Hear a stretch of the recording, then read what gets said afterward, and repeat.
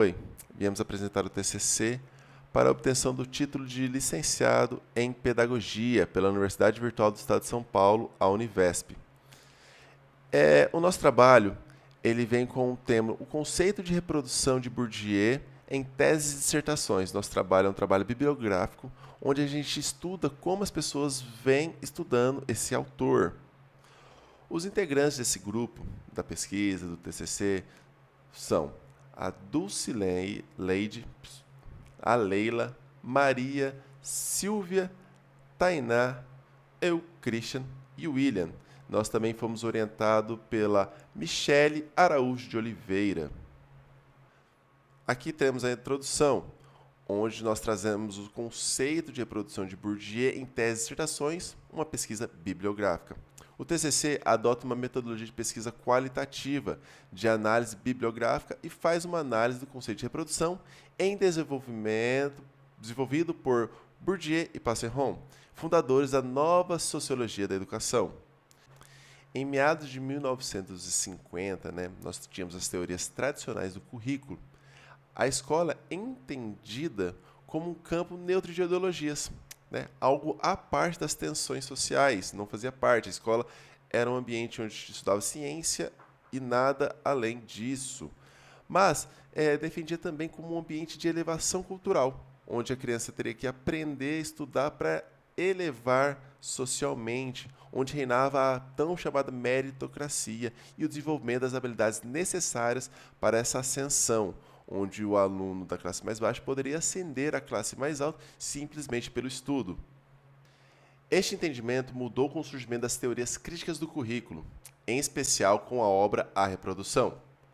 Observação com as escolas francesas na década de 60 e a sua universalização, diferentemente do discurso de educação para a transformação do indivíduo, a escola funcionava como uma instituição de reprodução, que reforçava e realçava as desigualdades sociais. Bourdieu e Passeron possuíam uma visão pessimista da educação. Eles entendiam como um ato de violência simbólica que seleciona, legitima e transmite de forma autoritária o patrimônio cultural da educação da classe dominante à classe dominada, a classe mais baixa. Deste modo, a educação faz com que os estudantes oriundos das camadas mais abastadas, as mais altas, eles estão em vantagem na escola com as outras camadas sociais, certo? Garantindo, assim, a perpetuação dos seus privilégios e a manutenção do status quo. O TCC tem como objetivo de estudo a análise de 5 teses e dissertações, que utilizam Bourdieu, buscando compreender o conceito de reprodução é discutido. A gente está entendendo como esse conceito é discutido nessas teses, debatido e apresentado por esses pesquisadores. Bom, após a introdução, a apresentação do trabalho, a apresentação dos participantes do grupo, chegamos à conclusão de que, para se compreender o conceito de reprodução de Bourdieu, é necessário, antes de mais nada, você compreender os 3 principais conceitos que o autor introduz, que o autor utiliza para entender o mundo social. Para se entender o conceito de reprodução, antes de mais nada, é necessário entender o conceito de capital, de campo e de hábito. Olá, meu nome é Leila Safkor Takahashi. Eu vou falar sobre o conceito de capital. Apesar de suas influências marxistas, Bourdieu se afastou da doutrina do conceito de capital. Para Marx, capital é um conceito puramente econômico, relacionado a dinheiro, bens e serviços. A economia formaria a infraestrutura. Sobre este alicerce econômico está assentado a superestrutura, que são as artes, o Estado, a religião, as relações sociais e a cultura. A economia influencia a cultura, como está ilustrado no quadro ao lado. Para Bourdieu, a cultura não seria dependente da economia. Para ele, a cultura funcionava como uma economia. Daí surge o conceito de capital cultural, social, econômico e simbólico. O capital econômico de Bourdieu são os recursos econômicos, os bens e os serviços. Capital social são as redes de contato e relacionamentos que o indivíduo possui. Capital cultural é a bagagem intelectual que o indivíduo vai acumulando durante a sua vida. Olá, meu nome é Tainá e eu vou falar sobre o conceito de campo para Pierre Bourdieu.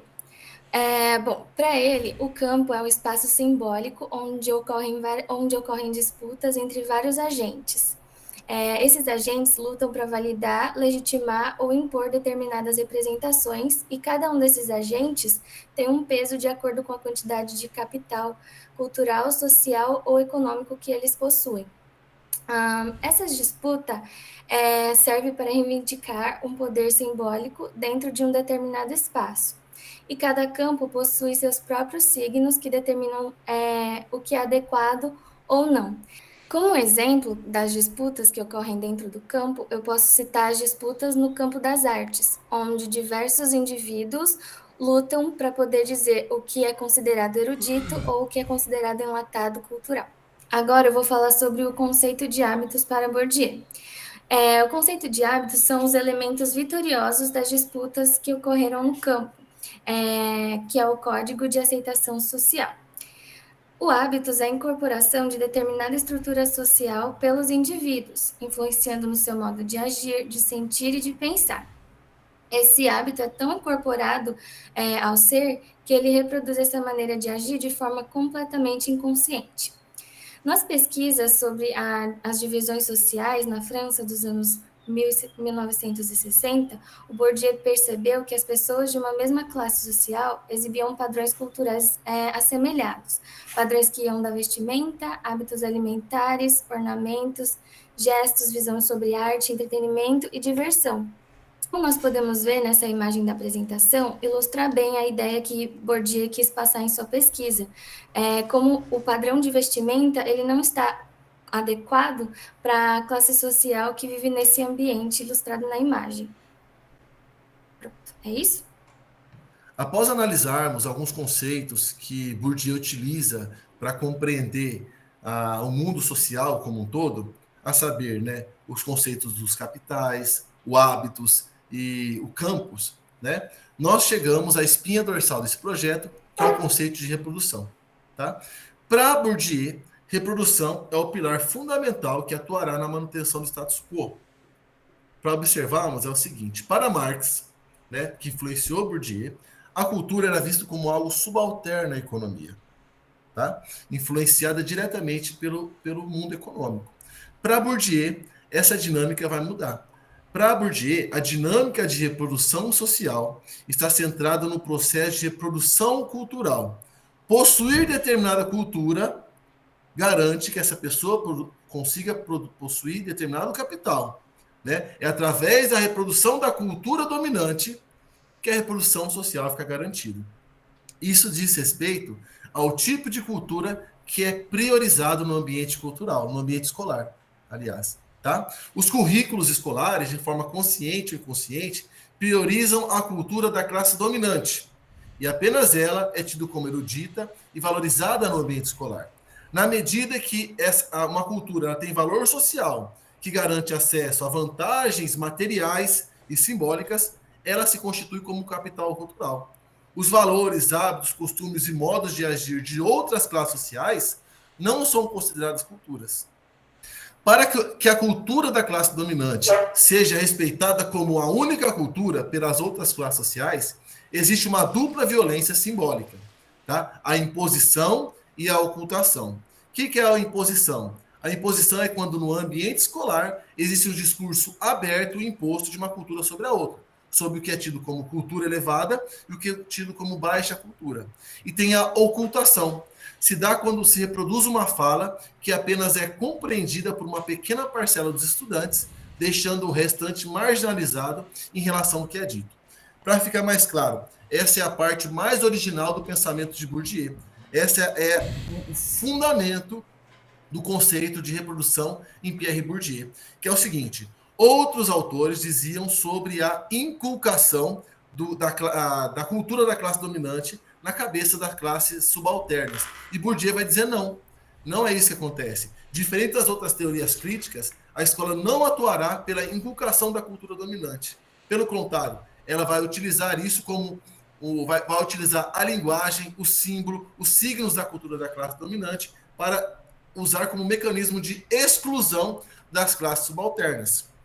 Porque é o seguinte, uma vez que o currículo está baseado na cultura dominante, escrito na linguagem dominante, transmitido pelos códigos e signos da classe dominante, as classes dominantes que nasceram em volta desse conteúdo, desse mundo da cultura dominante, se saem em vantagem em relação às crianças das classes populares.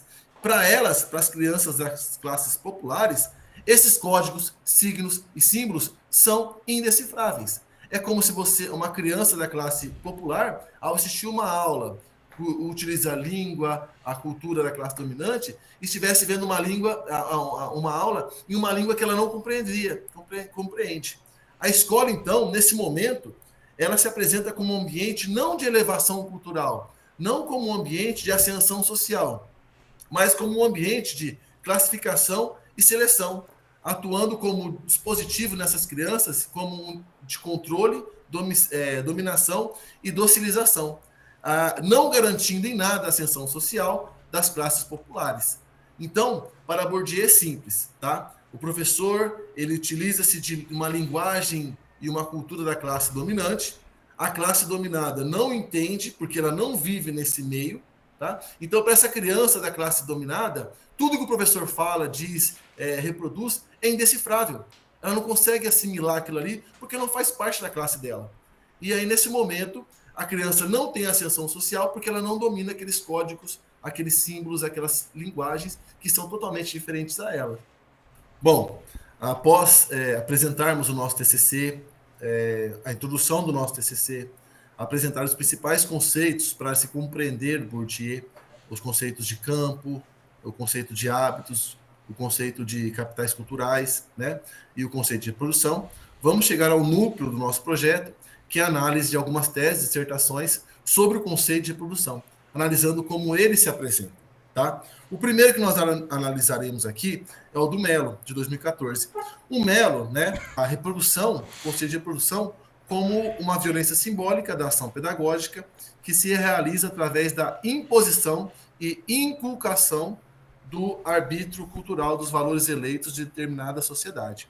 O negócio é o seguinte, tá? Como nós vimos anteriormente, nós discordamos dessa análise do Mello, porque o Bourdieu, como nós vimos, ele não entende a reprodução como um projeto de inculcação da cultura dominante, e sim um momento de de exclusão da classe subalterna por meio de uma linguagem que não é compreendida pela classe dominada.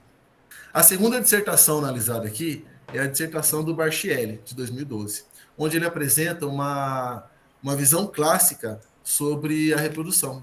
Para ele ficar claro, né, nesse trecho selecionado, que a reprodução nada mais é do que um elemento de reprodução do status quo, de imposição por meio da violência simbólica da cultura da classe dominante sobre a classe dominada. Encontramos, né, nas dissertações analisadas, uma constante, que é o seguinte, dentro do conceito de reprodução, que, de modo geral, todas dizem que a escola é um ambiente de reprodução da cultura dominante, e que a reprodução é arbitrada pelo professor de maneira impositiva através da violência simbólica. Contudo, em nenhum dos trabalhos pesquisados, nenhuma das dissertações lidas ali, tá, foi possível evidenciar a linguagem e seus signos como elementos fundamentais para a exclusão do aluno das classes populares. De modo geral, existe uma constante que paira a análise de muitos que leram o Bourdieu e o Passeron de forma superficial. Para eles, bastaria, para acabar com essa ideia de reprodução da cultura dominante nas classes dominadas, bastaria simplesmente substituir um currículo das classes dominantes nas escolas por um currículo das classes dominadas. E Bourdieu, no momento, defende isso. Para Bourdieu, não seria isso o correto. Para Bourdieu, a escola, ao invés de substituir o currículo, a escola deveria garantir aos alunos das classes dominadas um ambiente de imersão cultural que os alunos das classes dominantes têm em sua própria casa. E essa defesa, né, de que os alunos da classe dominadas tenham no ambiente escolar um acesso a esse capital cultural das classes dominantes, vai gerar várias críticas que foram observadas em outras dissertações que nós lemos. É uma constante nessas dissertações a crítica ao Bourdieu sobre o seu caráter reprodutivista e o seu caráter desmobilizador. Para ele, por exemplo, para Valadão, tá? A partir da leitura da reprodução, as pessoas da área, os educadores, né, os pesquisadores da área educacional brasileira, eles vão ver o seguinte, que o Bourdieu, apesar de ser um autor crítico, ele é um autor desmobilizador. Sua teoria possui um instrumento de crítica do papel da escola na sociedade, mas não oferece uma ação, limitando ali simplesmente a dimensão reprodutivista da escola. O Bourdieu, então, não ataca, não pede a transformação do currículo. Essa crítica ao caráter reprodutivista do Bourdieu, ela continua nas próximas duas dissertações que nós analisamos, tá? Os críticos de Bourdieu vão dizer exatamente isso, tá? Bourdieu é crítico, mas Bourdieu é desmobilizador. Bourdieu faz a crítica, Bourdieu aborda, como diz Almeida aí nesse trecho, ele aborda, ele apresenta as falhas do ambiente escolar, mas ele não apresenta as armas, e no final ele desmobiliza. Ele diz, olha, esse conteúdo, o conteúdo da classe dominante é o conteúdo que deve ser ensinado mesmo. E dentro dessas cinco dissertações analisadas, tá, podemos ver assim, podemos perceber o seguinte, de modo geral, todas elas criticam, quando fazem uma análise de Bourdieu, o seu caráter desmobilizador, tá?